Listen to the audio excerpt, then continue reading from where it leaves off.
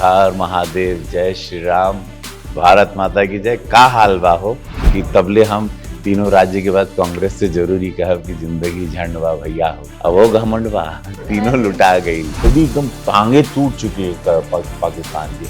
और एक बोझा पियो के उनको सर पे चाहिए क्योंकि उसमें बर्फ गिरती है। देखिए, 3 राज्यों के बाद देश ने डिसाइड कर लिया 400 सीट से मोदी जी को जीता है। तो हमारी चीजें जमीन पाताल में गाड़ देगी, हमारे भगवानों को गाड़ देगी, उनको उनका स्थान मिले। आज शाम को उनकी दिल्ली में होनी थी, अब सुने कोई पेड़ के नीचे करना। उनको पता चला लोग वेस्ट बंगाल आ रहे हैं तो वो बोली मैं 8 दिन के लिए नॉर्थ ही बंगाल चली जाती है। Very naughty Congress, you are very naughty.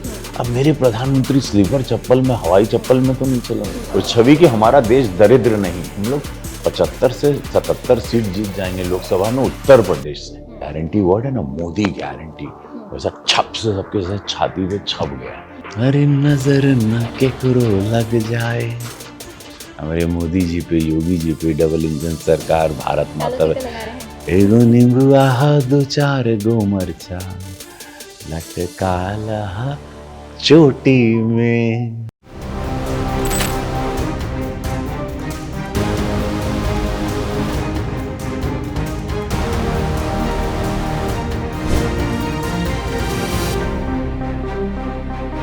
Bharat में जब राज्य में चुनाव होते हैं तो लोग कहते हैं कि लोकतंत्र का पर्व है, और जब लोकसभा चुनाव होते हैं तो यही पर्व महापर्व बन जाता है। तो भाई 2024 के आगाज के साथ ही लोकसभा का भी आगाज हो रहा है, लोकसभा चुनाव शुरू होने वाले हैं।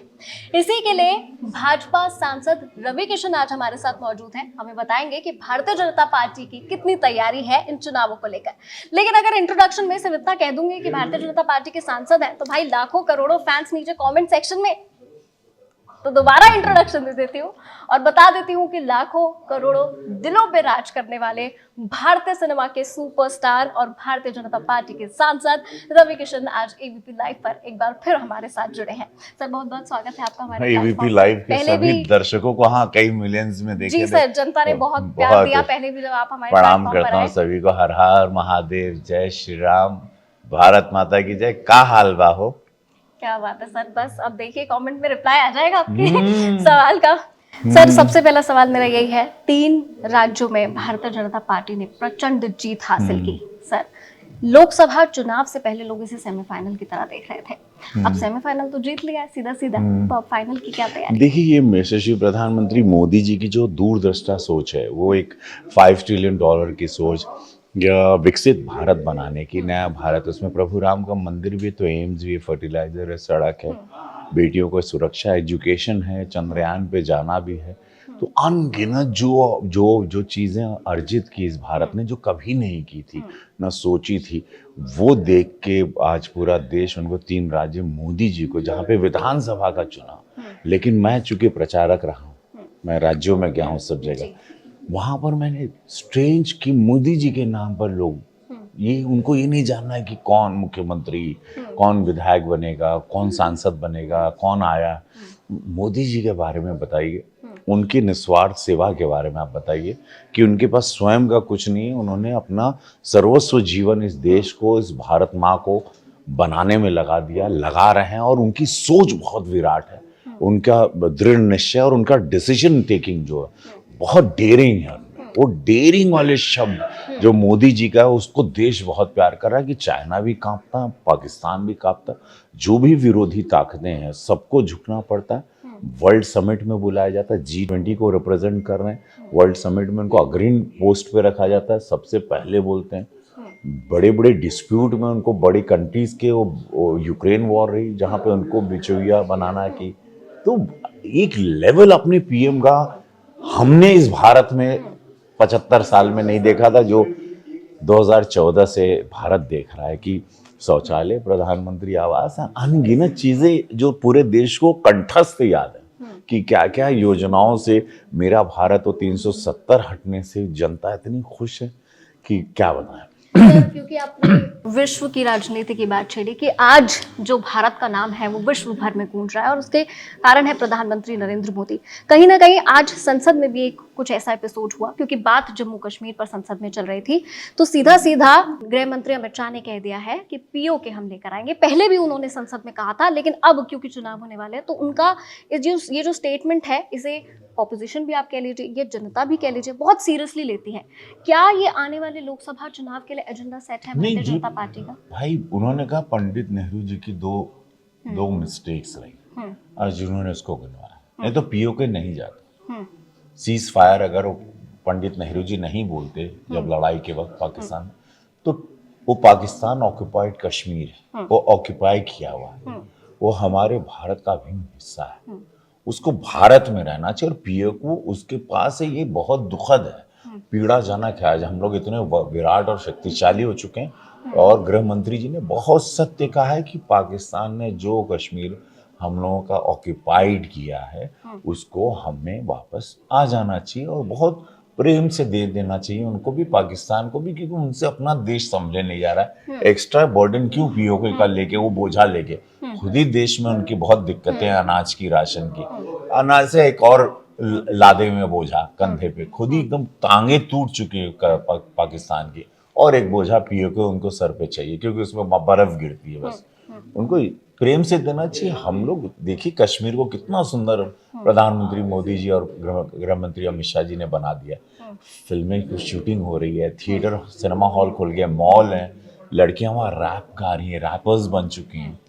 Imagine the freedom, train, flyovers, everything उनको मिल रहा है, जो उन्होंने सपने पीए को भी दे दें, उसको भी सजा देंगे, क्योंकि वो हमारे भारत का हिस्सा है। सवाल मेरा भी वही है, क्या भारतीय जनता पार्टी के लिए लोकसभा 2024 चुनाव के लिए ये मुद्दा होगा? नो नो नहीं, मुद्दा नहीं। अब देखिए 3 राज्यों के बाद देश ने डिसाइड कर लिया 400 सीट से मोदी जी को जिताना, वो क्लियर। अब मुद्दे की जरूरत नहीं, ये चीजें करना है, मथुरा मंदिर करना है, राम मंदिर के बाद वो डेफिनेटली उसको भी जो चीजें ध्वस्त की गई, जिसको हिंदुत्व को मिटाया गया, प्रभु राम की अस्तित्व को मिटाया गया, नकारा गया, श्री कृष्ण भगवान उनके उसको किया, शिव जी को, महादेव को भी छिपाया गया वाराणसी, ये सारी चीजें जो डैमेज की गई, हमारे साथ छीनी गई हैं, उसकी बात चल रही। इसमें कोई हिंदू मुसलमान कुछ नहीं। मुगलों ने जो अत्याचार किए, हम उसको रिकवर्ड कर रहे हैं, उसको बैलेंस कर रहे हैं। जो हमारी चीजें जमीन पाताल में गाड़ देगी, हमारे भगवानों को गाड़ देगा, उनको उनका स्थान मिले, ये उसकी किसी की जमीन को नहीं कब्जा कर रहे हैं। सर ये तो हुआ भारतीय जनता पार्टी का क्या विजन है, प्रधानमंत्री मोदी का क्या विजन है, लेकिन अगर मैं आपसे पूछूं कि आप इंडिया अलायंस यानी इंडिया गठबंधन को कैसे देखते हैं? आप देखिए कि कल उनकी मीटिंग भी कैंसिल हो गई 3 राज्यों में। आज शाम को उनकी दिल्ली में होनी थी, अब सुने कोई पेड़ के नीचे कर रहे हैं, क्योंकि नीतीश जी नहीं आ रहे हैं, और वो वेस्ट बंगाल वो चली गई नॉर्थ बंगाल, उनको पता चला लोग वेस्ट बंगाल आ रहे हैं, तो वो बोली मैं 8 दिन के लिए नॉर्थ ही बंगाल चली जाती। तो ये मतलब कोई हाथ ही नहीं लग रहा है इनके। केजरीवाल निकल लिए, कोई फोन ही नहीं, सुने कितने नेता फोन नहीं उठा रहे, स्विच ऑफ किए हुए। कांग्रेस से सब कन्नी काट रहे हैं, बिकॉज कांग्रेस क्लियरली बता रही कि कांग्रेस ये बोल रही कि हम ही सबसे बड़ी पार्टी है, हम ही लोग अकेले चुनाव लड़ेंगे। सर इंडिया अलायंस पे तो आपने बात कर दी, कुछ नेताओं की सर मैं बात करूंगी। आपको लगता है कि वो ऑपोजिशन फेस हो सकते हैं प्रधानमंत्री मोदी का? लड़ाई में तभी मजा आता है ना जब ऑपोजिशन भी स्ट्रांग हो। किसे देखते हैं? अपने नीतीश कुमार। बहुत पढ़ाई करनी पड़ेगी उनको, 20-25 साल सबको हिमालय पे जाके बर्फ के नीचे रह के पढ़ाई करनी पड़ेगी। देश क्या है पहले इनको जानना होगा। ये लोग देश ही नहीं मालूम, लोग विदेश में छुट्टियां मनाते हैं 8-8 महीने, 8 महीने की छुट्टियों पे जाते हैं। अब तो शायद 6-7 दिन की छुट्टियों पे जाती होगी, 5 दिन, ये लोग 8 महीने की छुट्टियों पे जाते हैं। तो देश ही इनको नहीं मालूम, उनको सड़कें नहीं, उनको गाँव नहीं पता, गाँव में कौन सी सड़क मुड़ती है उनको वो नहीं पता। इनको जो पता ही नहीं, जो आदमी देश ही नहीं जानता, भाग्य से होता ना, भाग्य चल रहे थे तो सरकार चल रही थी। फिर भी अगर कोई कंपटीशन आप समझे तो किसे देखेंगे? नीतीश कुमार को देखेंगे, अरविंद केजरीवाल को देखेंगे, ममता बनर्जी को? कोई ओवर कॉन्फिडेंस है? 20-25 साल मोदी जी या भाजपा की जो सोच है उसका कोई कंपटीशन नहीं। 20-25 साल तक भारत विकसित हो जाएगा, सुपर पावर बन जाएगा, जब कोई अवतरित हुआ, क्योंकि ये अवतरित हुए हैं मोदी जी। ना गाड़ी है, ना घर है, ना घोड़ा है, ना स्वार्थ है, ना जमीन है, ना फार्म हाउस है, ना मर्सिडीज है खुद की, कुछ नहीं है। अब ना बैंक बैलेंस है, ना परिवार को इन्होंने सजाया है, बनाया है। सर 3 राज्यों में सीएम ऐसे का कहाँ लोग ऐसा एक व्यक्ति मुझे बता दो, वो चुनौती बन जाएगा।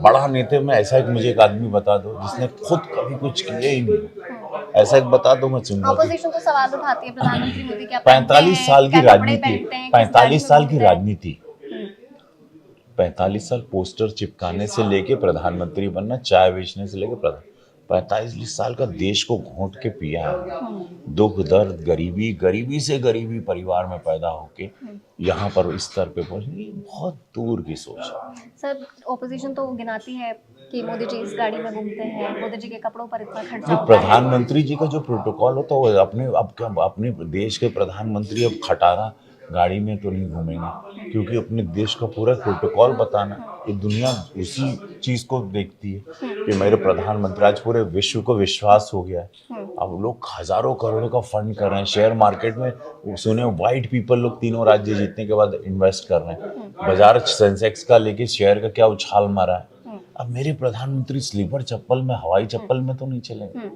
जहाँ पूरे वर्ल्ड की नजर है, वर्ल्ड से मिलते हैं, पूरा वर्ल्ड उनको टीवी पे देखता है, अखबार में देखता है। तो हम एक हमेशा पीएम एक छवि पेश करता है, तो छवि कि हमारा देश दरिद्र नहीं है, जैसे पहले बताया जाता था कि भूखे नंगे और सुसाइड करने वाले किसानों का देश है, या सांप और बिच्छू का देश है, जो विदेशों में इसलिए एयरपोर्ट पे रोक दिए जाते थे भारतीय लोग। अब एयरपोर्ट पे मोदी जी से, you are coming from there, oh अब सम्मान करते हैं विदेशी लोग, अब झुक के आए, oh you are coming from Modi's country, oh $5 trillion, oh 7.6 is GDP rate, अब third economy in the world बनने जा रहे हो।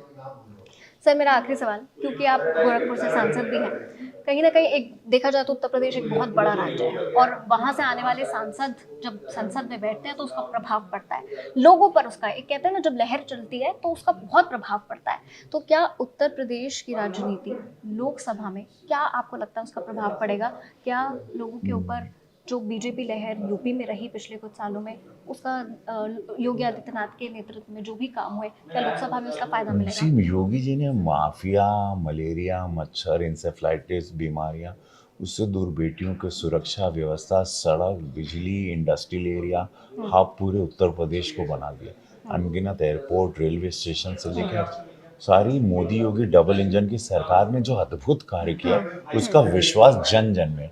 योगी महाराज जी वही निस्वार्थ सेवा करते हैं जैसे एक संत की तरह से प्रधानमंत्री करते हैं, उन्हीं के पद चिन्हों पे चलते हैं। तो ये सोच ही पीएम को जो देख के काम कर रहा है, जिसने प्रधानमंत्री मोदी जी को देख लिया और उस कार्य दिशा में, तो इसमें कोई इनका जोड़ नहीं है। मोदी योगी जी का जो कोई जोड़ ही नहीं है।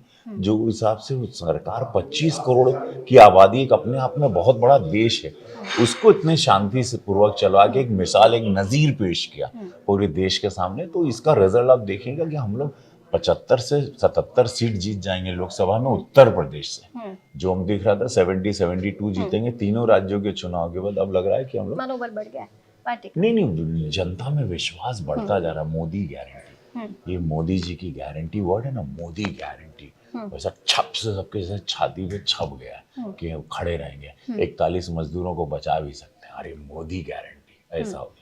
सर क्योंकि आज पॉलिटिकल कॉन्वर्सेशन थी पूरी, तो इंडियन सिनेमा पे तो हम ज़्यादा बात नहीं कर पाए, लेकिन अगर आप एक गाना नहीं गाएंगे तो हमारे जो ऑडियंस और जो आपके फैंस हैं वो ज़रूर नाराज़ हो जाएंगे। तो अपने अंदाज में ज़रा कुछ सुना दीजिए। भैया वो एबीपी वाला जितना भी दर्शक लोग वाड़न हमरा के बहुत प्यार करेला, देखला बहुत सारा सिनेमा में देखला, तो हम सुने इनका फरमाइश बाटे, तो हम सोचते रहनी एगो तेलुगु गाना सुना दें। सर जो आप सुना देंगे गारंटी है कि आपके फैंस पूरा सुन के जाएंगे यहाँ से। नहीं, जो आपका दिल करे वो सुना दीजिए। भोजपुरी हमें समझ नहीं है पर आपकी बात समझ आ गई। तो भैया अरे नजर न केकरो लग जाए, हमारे मोदी जी पे, योगी जी पे, डबल इंजन सरकार, भारत माता, एगो नींबुआ दो चार गो मरचा लटका लहा चोटी में। फिर कभी इत्मीनान से सुनाएंगे लंबा, अभी है ना तो एकदम। तो भैया आई भी कोनो दिन, चूँकि अब सदन पार्लियामेंट चला था, फिर आए और एकदम प्रेम से सुनाए। बाकी तबले हम तीनों राज्य के बाद कांग्रेस से जरूरी कहब कि जिंदगी झंड बा भैया हो, अब वो घमंड बा, तीनों लुटा गई। अब फिर तेलंगाना जीते, कर्नाटका जीते, और उसके बाद बोलते ईवीएम पे ठिकरा फोड़ रहे हो। Very naughty Congress, you are very naughty. तो सर ने खुद ही वादा कर दिया कि वापस आएंगे, ये आप सुनिए, लेकिन दोबारा पूरा गाना भी जरूर सुनाएंगे। बहुत बहुत शुक्रिया सर आपके समय के लिए, थैंक यू सो मच। भाई जल्दी जल्दी कमेंट कर दो, अगली बार कौन सा गाना सुनना है ये भी बता दो, और चैनल हाँ पूछिए, जौन पूछे के बाद। गोरखपुर में बम बम बा।